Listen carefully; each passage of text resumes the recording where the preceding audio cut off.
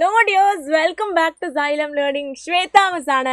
അപ്പോൾ മക്കളെ, നിങ്ങളുടെ ക്രിസ്മസ് എക്സാം ആണ് ഇപ്പോൾ നടന്നുകൊണ്ട് നിൽക്കുന്നത്. ഇനി മാത്സ് ആണ് വരാൻ പോകുന്നത്. അപ്പോൾ സെറ്റായിട്ട് എല്ലാവരും മാത്സിൽ ഫുൾ മാർക്ക് തന്നെ വാങ്ങാൻ എല്ലാവരും പഠിച്ച് അടിപൊളിയായിട്ട് പഠിക്കുന്നുണ്ട് എന്നാണ് മിസ് വിശ്വസിക്കുന്നത്. അപ്പോൾ മക്കളെ, നമ്മൾ ക്രിസ്മസ് എക്സാമിന് ഉറപ്പായിട്ടും വരാൻ പോകുന്ന ചോദ്യങ്ങളാണ് ഘടകങ്ങൾ അഥവാ ഫാക്ടേഴ്സ് എന്ന് പറഞ്ഞ ക്വസ്റ്റ്യൻ. അപ്പോൾ അതിൽ നിന്ന് ഒരു ചോദ്യം നമുക്ക് ചെയ്ത് നോക്കാം. ഉറപ്പായും നിങ്ങൾ പഠിച്ചിരിക്കേണ്ട ഒരു ചോദ്യമാണ്. 100% ക്വസ്റ്റ്യൻ പേപ്പറുകളിൽ കാണുന്ന ഒരു ചോദ്യമാണ്. അപ്പോൾ നമുക്ക് എന്താണെന്ന് നോക്കിയാലോ അല്ലേ? യെസ്, ആദ്യത്തെ ചോദ്യം, 2 ഘടകങ്ങൾ ഉള്ള സംഖ്യകൾ. അതായത് ഇവിടെ നമുക്ക് ആദ്യം തന്നെ 2 എന്ന് തന്നിട്ടുണ്ട്, എന്നിട്ട് 1 2. ഇതെന്താണെടാ? 2നെ നമ്മൾ എങ്ങനെ മൾട്ടിപ്ലൈ ചെയ്താലാണ് കിട്ടുക? 1 × 2 അഥവാ 1 × 2 ചെയ്താലാണ് നമുക്ക് 2 കിട്ടുക. അപ്പോൾ അതിന്റെ ഘടകങ്ങൾ എന്ന് പറയുന്നത് എത്രയാണ്? യെസ്, 1 × 2 = 2 എന്ന് പറയുമ്പോൾ അതിന്റെ ഘടകങ്ങൾ എന്ന് പറയുന്നത് 1 ഉം 2 ആണ്. ഓക്കെ, അടുത്തത് നിങ്ങൾ നോക്കിക്കേ, 3. 3നെ നമുക്ക് എങ്ങനെയൊക്കെയാ കിട്ടുക? 1 × 3 എന്ന് പറയുന്നത് 3 ആണ്. 3 × 1 എന്ന് പറയുന്നത് 3 ആണ്. വേറെ ഒരു രീതിയിൽ നമുക്ക് 3നെ മൾട്ടിപ്ലൈ ചെയ്താൽ കിട്ടില്ല. അപ്പോൾ അതിന്റെ ഘടകങ്ങൾ അഥവാ ഫാക്ടേഴ്സ് എന്ന് പറയുന്നത് 1 ഉം 3 ഉമാണ്, 1 ഉം 3 ഉമാണ്. അതുപോലെ 7. പിന്നെ അടുത്ത സംഖ്യ ഏതാണ് എന്നാണ് ചോദിച്ചത്. മക്കളെ, നിങ്ങളൊന്ന് ആലോചിച്ച് നോക്കിയേടാ. 11. ഒരു 11 എന്ന് പറഞ്ഞൊരു സംഖ്യ എടുക്കുക. 11 എന്ന് പറഞ്ഞ ഒരു നമ്പർ നിങ്ങൾ എടുക്കുകയാണെങ്കിൽ 11നെ നമുക്ക് എങ്ങനെയൊക്കെ കിട്ടാം?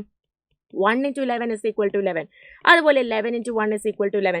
ഈ ഒരു വഴി മാത്രമല്ലേ നമുക്ക് 11നെ മൾട്ടിപ്ലൈ ചെയ്താൽ കിട്ടുള്ളൂ. അപ്പോൾ അതിന്റെ ഫാക്ടേഴ്സ് എന്ന് പറയുന്നത് 1 ഉം 11 ഉമാണ്. അഥവാ ഘടകങ്ങൾ എന്ന് പറയുന്നത് അതെ 1 ഉം 11 ആണ്. അപ്പൊ 2 ഘടകങ്ങളുള്ള സംഖ്യകളെ ചോദിച്ചാൽ അഥവാ നമ്പേഴ്സിനെ ചോദിച്ചാൽ നിങ്ങൾക്ക് അറിയാം അല്ലേ?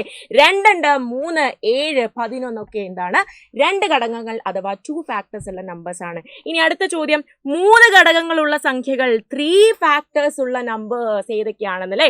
ഇവിടെ ആദ്യം തന്നെ നിങ്ങൾക്ക് എക്സാമ്പിൾ ആയിട്ട് 4നെ തന്നിട്ടുണ്ട് അല്ലേ? 4നെയാണ് തന്നിട്ടുള്ളത്. നിങ്ങൾ നോക്കിക്കേടാ, 4 എന്ന് പറഞ്ഞ സംഖ്യ എങ്ങനെയൊക്കെ നമുക്ക് കിട്ടാൻ പറ്റും? യെസ്, 1 × 4 ചെയ്താൽ 4 ആണ്. 1 × 4 ചെയ്താൽ 4 ആണ്. അതുപോലെ 2 × 2 ചെയ്താൽ നമുക്ക് 4 കിട്ടില്ലേ? നിങ്ങൾ എല്ലാവരും ഒന്ന് ആലോചിച്ച് നോക്കിക്കേ. പിന്നെ എന്താണ്? 4 × 1 ചെയ്താൽ 4. വേറെ ഏതെങ്കിലും രീതിയിൽ നമുക്ക് 4നെ കിട്ടോ? ഇല്ല അല്ലേ? കഴിഞ്ഞു. അപ്പൊ ഇതിന്റെ ഫാക്ടേഴ്സ് ഏതൊക്കെയാണടാ? അതെ, 1 2 4 3 ഫാക്ടേഴ്സ് ആണ്. 1 2 4 എന്നീ 3 ഫാക്ടേഴ്സ്, 3 ഘടകങ്ങളാണ് നമ്മുടെ 4നുള്ളത്. അടുത്ത സംഖ്യ ഏതാണ് അവർ തന്നത്? 9. യെസ്, 9നെ നിങ്ങൾ ആലോചിച്ച് നോക്കിക്കേ. 9 × 1 = 9 ആണ്. 1 × 9 = 9 ആണ്. പിന്നെ എന്താണ് ചെയ്യുക? 3 × 3 എന്ന് പറയുന്നത് 9 ആണ്. വേറെ ഒരു രീതിയിലും നമുക്ക് 9നെ മൾട്ടിപ്ലൈ ചെയ്താൽ ഇനി കിട്ടാനില്ല അല്ലേ? അപ്പൊ അതിന്റെ ഫാക്ടേഴ്സ് എന്ന് പറയുന്നത് 1 3 9 3 ഫാക്ടേഴ്സ് ആണ്. അതുപോലെ 25ഉം. അങ്ങനെ ഒരു സംഖ്യയും കൂടെ കണ്ടുപിടിക്കാനാണ് നമ്മളുടെ ചോദ്യം. യെസ്, ഏതായിരിക്കും ആ ഒരു സംഖ്യ എന്നുള്ളതാണ് നമ്മളുടെ ക്വസ്റ്റ്യൻ. നമ്മൾ അത് ചെയ്ത് കണ്ടുപിടിക്കണം. 3 ഫാക്ടേഴ്സ് വരുന്ന ഒരു നമ്പർ എടുക്കണം എന്നുള്ളതാണ് നമ്മളുടെ ക്വസ്റ്റ്യൻ അല്ലേ? അപ്പൊ നമുക്ക് മെല്ലെ ചെയ്ത് നോക്കിയാലോ ഏതാണ് ആ ഒരു നമ്പർ വരുന്നതെന്ന്.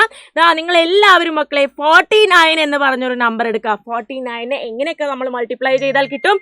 1 × 49 എന്ന് പറയുന്നത് 49 ആണ്. അഥവാ 49 × 1 എന്ന് പറയുന്നത് 49 ആണ്. പിന്നെ നമുക്ക് എങ്ങനെയൊക്കെ 49നെ കിട്ടും? 7 × 7 7 × 7 എന്ന് പറയുന്നത് 49 ആണ്. അപ്പൊ 49ന്റെ ഘടകങ്ങൾ അഥവാ ഫാക്ടേഴ്സ് ഏതൊക്കെയാണ്? 1 7 49 1 7 and 49 ആണ് 49ന്റെ ഫാക്ടേഴ്സ്. അപ്പൊ നമ്മൾ ഇവിടെ എഴുതി വെക്കുന്നു 49 1 7 49 ഈ 3 ഫാക്ടേഴ്സ് ആണെന്നല്ലേ? ഇനി അടുത്ത ചോദ്യം നിങ്ങൾ നോക്കിയേ, 4 ഘടകങ്ങളുള്ള സംഖ്യകൾ. യെസ്, 4 ഫാക്ടേഴ്സ് ഉള്ള നമ്പേഴ്സ് ഏതൊക്കെയാണെന്നാണ് ചോദിച്ചിട്ടത്. ഫസ്റ്റ് നമ്പർ ഇത് അവർ തന്നിട്ടുണ്ട് 6. 6നെ നമുക്ക് എങ്ങനെയൊക്കെ കിട്ടും? ഏതൊക്കെ രീതിയിൽ നമുക്ക് മൾട്ടിപ്ലൈ ചെയ്യാൻ പറ്റും 6നെ? യെസ്, 6 എന്ന് പറഞ്ഞ നമ്പറിനെ 1 × 6 എന്ന് പറയുന്നത് 6 ആണ്. യെസ്, കറക്റ്റ് ആണ്.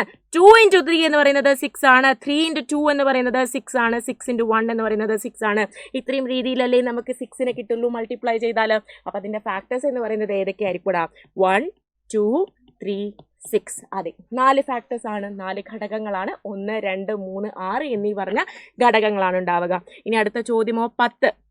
യെസ്, 10 എടുത്ത് നോക്കുക. 10 എടുത്ത് നോക്കിയാൽ 1 × 10 എന്ന് പറയുന്നത് 10 ആണ്. 2 × 5 എന്ന് പറയുന്നത് 10 ആണ്. 3ന്റെ ടേബിളിൽ 10 ഇല്ല, 4ന്റെ ടേബിളിൽ 10 ഇല്ല. ഇനി 5ന്റെ ടേബിളിൽ ഉണ്ടല്ലേ? 5 × 2 എന്ന് പറയുന്നത് 10 ആണ്. അത് നമ്മൾ ഓൾറെഡി എഴുതി. 2 × 5 അത് പിന്നെയും എഴുതേണ്ട ആവശ്യമില്ല. ഇതിൽ നിന്ന് തന്നെ നിങ്ങൾക്ക് ഘടകങ്ങൾ കണ്ടുപിടിക്കാം. പിന്നെ ഏതാണടാ? 10 × 1 എന്ന് പറയുന്നത് 10 ആണ്. അപ്പോൾ അതിന്റെ ഫാക്ടേഴ്സ് ഏതൊക്കെയാണ്? 1 2 5 10 അല്ലേ? 1 2, 5, 10 ആണ് ഫാക്ടേഴ്സ്. ഇനി നെക്സ്റ്റ് ഏതാണ് അവർ തന്നിട്ടുള്ളത്? 15 ആണ്. യെസ്, 15. എങ്ങനെയൊക്കെയാണ് നമുക്ക് 15 കിട്ടാടാ? 1 into 15 എന്ന് പറയുന്നത് 15 ആണ്. അതുപോലെ 3 into 5 എന്ന് പറയുന്നത് 15 ആണ്. 5 into 3 is equal to 15. അതുപോലെ 15 into 1, 15 into 1, 15 ഗുണം 1 എന്ന് പറയുന്നത് 15 ആണ്.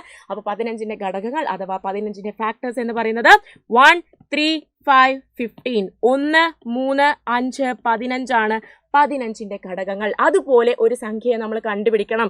ഇതാണ് നമ്മളുടെ ചോദ്യം. യെസ് ഡിയേഴ്സ്, അങ്ങനെ ഒരു സംഖ്യയില്ലേ? നിങ്ങളെല്ലാവരും ഒന്ന് 8 എടുത്ത് നോക്കിക്കേ. 8 എന്ന് പറഞ്ഞൊരു നമ്പർ, 8 എന്ന് പറഞ്ഞൊരു നമ്പർ എടുത്ത് നോക്കിയാൽ 1 into 8 എന്ന് പറയുന്നത് 8 ആണ്.